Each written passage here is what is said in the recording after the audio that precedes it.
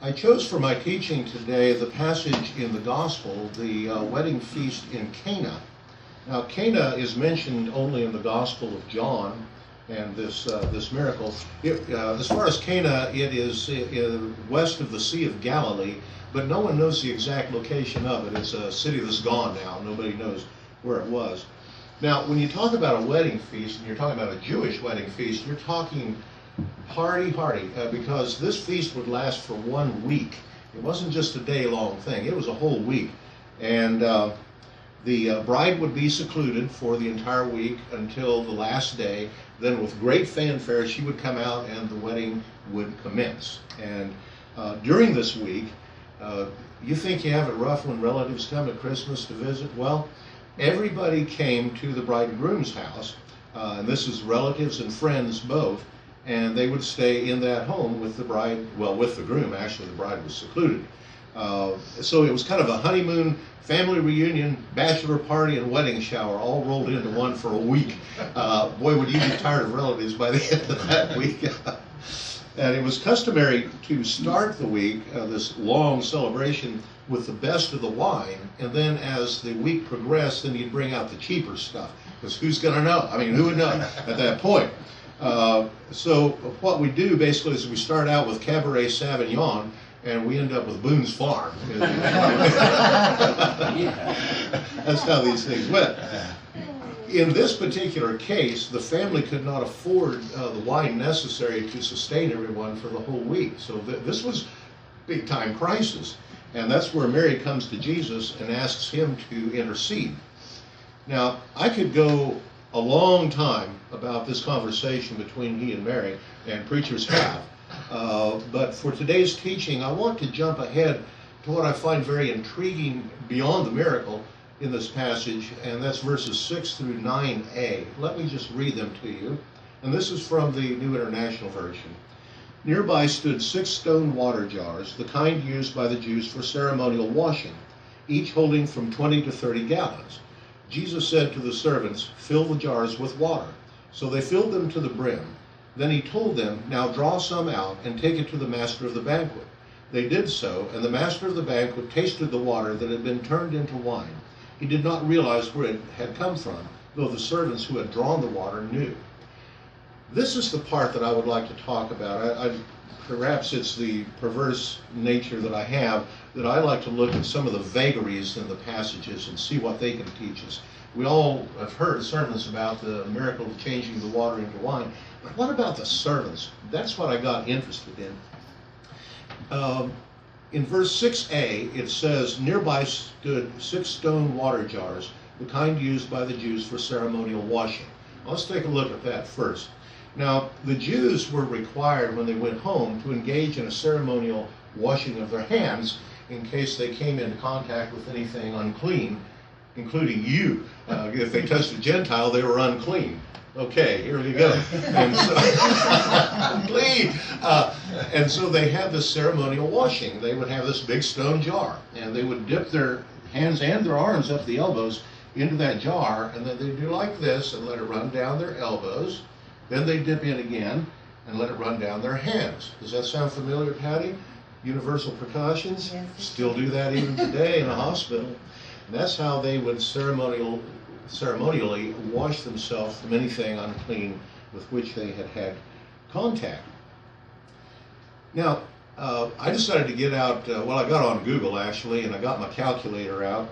It says that each of these jars was holding from 20 to 30 gallons, or in the King James firkins. Well, it's a different measurement, but it works out to 20 to 30 gallons. So if I figured this out, if 3 jars held 30 gallons and 3 held 20 gallons, we're talking a total of 150 gallons of water. That's a lot of water.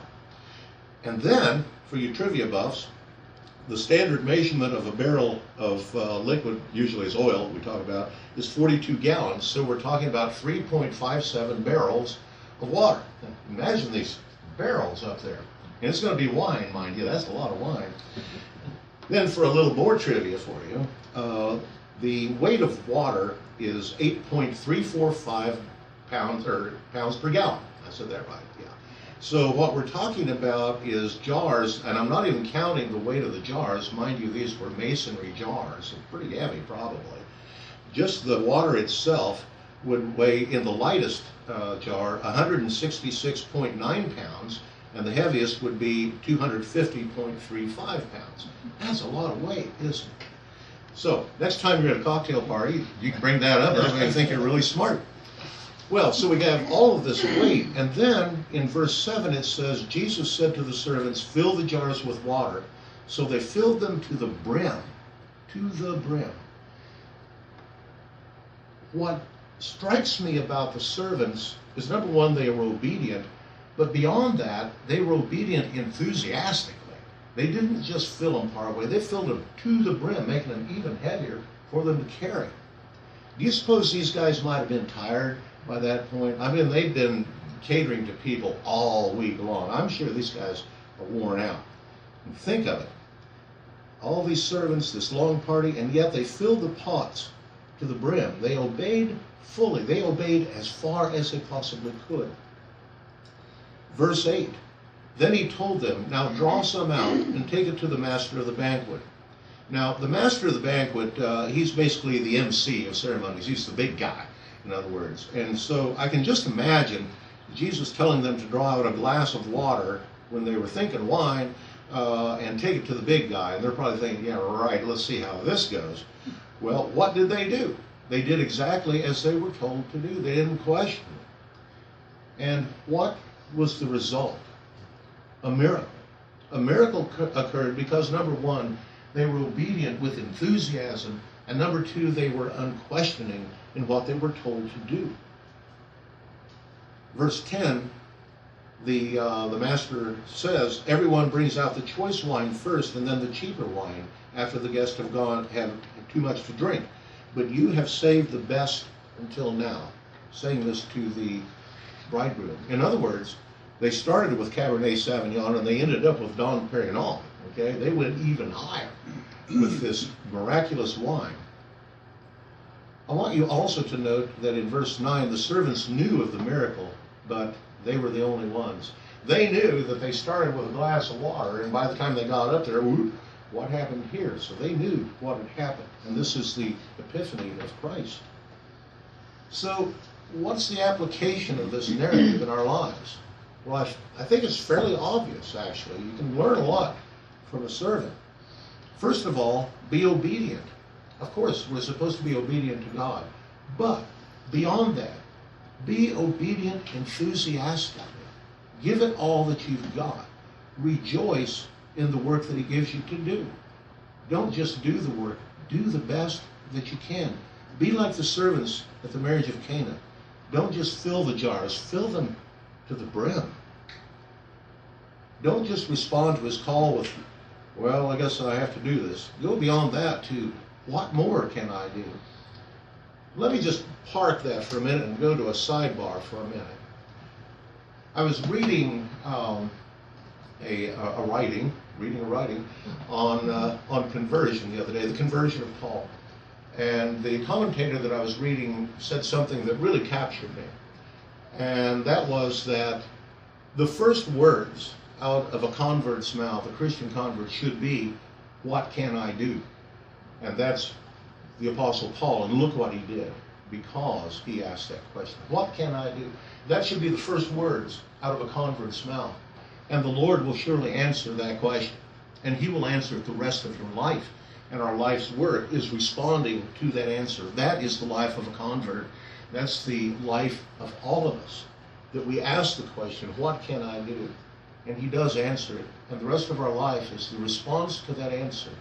And we have some guidance here from the servants, that we don't just respond to that answer, but we respond with joy and fill that jar to the brim. Be unquestioning. The Lord told them to take a glass of water to the master of ceremonies. How ridiculous is that? A glass of water? But they did. And a miracle occurred because of that.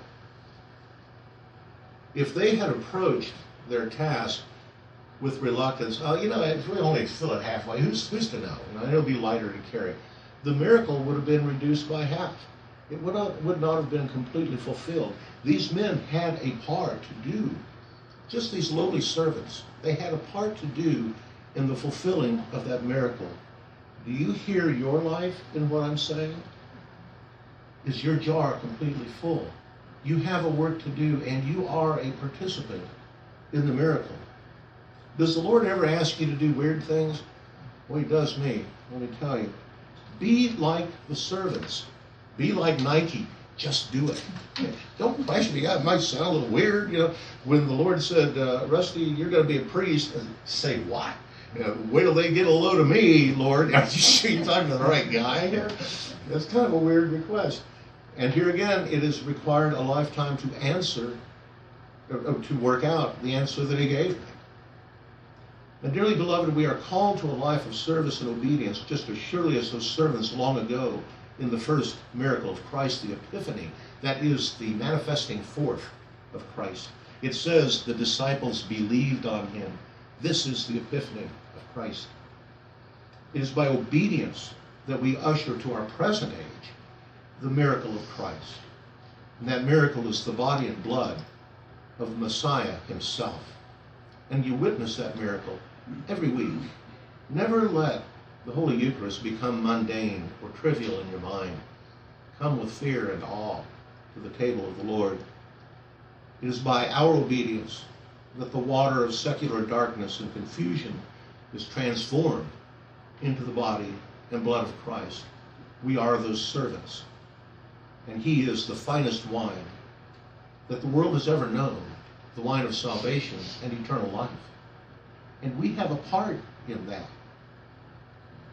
You and I are those servants. And let us be like Isaiah, who, hearing the call of God, responded in Isaiah 6:8, "Here am I, send me." Wow, what an answer. What an answer that is. Here am I, send me.